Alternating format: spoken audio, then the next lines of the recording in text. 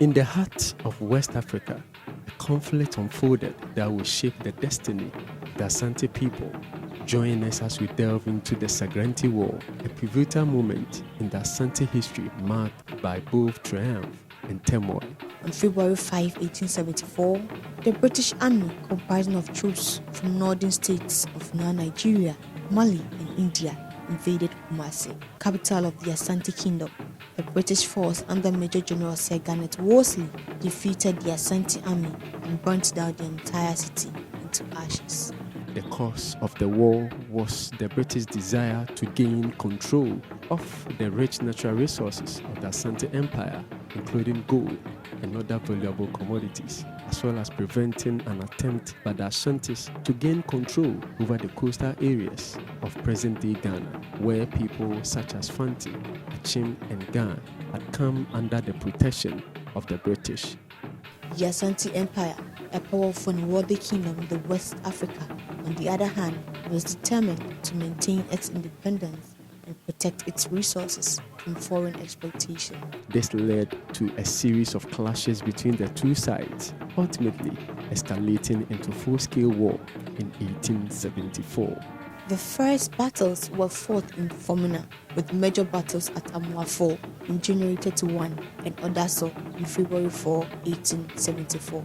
This was the war the Ashantis called the Total War, after the son of Martin Henry Ruffles and Kano. The final major event of the war was the capture of the Ashanti nation's capital, Kumasi, by the British forces. This marked the end of the conflict and the beginning of British colonial rule in the region.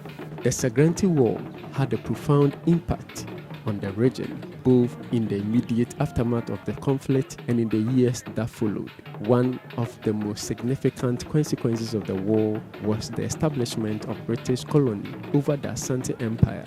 As a result, the British gained control over the region's resources and imposed their authority on the indigenous people.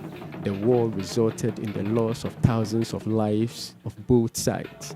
Worsley demanded an indemnity of 50,000 ounces of pure gold. The legacy of the Sargenti War is multifaceted and continues to shape the history of West Africa. The war marked a turning point in the relationship between the Ashanti Empire and the British colonial empire. The Sargrenti War also highlighted the resistance and the resilience of the Ashanti people in the face of foreign aggression.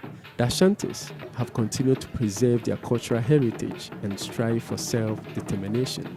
The war serves as a symbol of struggles and triumphs of the African people against colonialism and oppression.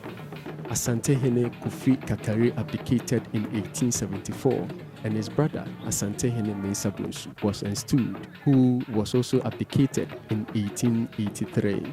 Between 1883 and 1888, Asante descended into a series of civil wars which ended in the installment of Kwakudia III, also known as Ajiman Prempeh I. In March 1900, the British governor, Frederick Hudson, during his visit to Kumasi, demanded to take possession of the Golden Stool. This event led to the famous Ashanti War. Prempeh I and several prominent chiefs were taken to Omina Castle and were finally exiled to Seychelles Island. Prempeh I, the 13th Ashanti Hene, returned to Kumasi in 1924 as Kumasi Hene.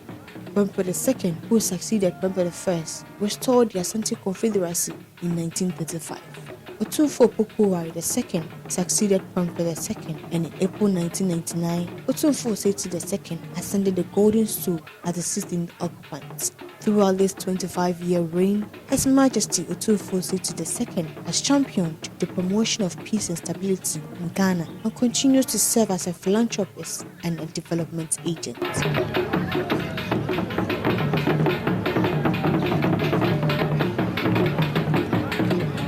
As we are remembering 150 years of the Sargrenti War, it is incumbent upon us all to uphold and value the blood and toil of our forefathers, thereby contributing our quota towards the development of the Ashanti Kingdom and Ghana as a whole.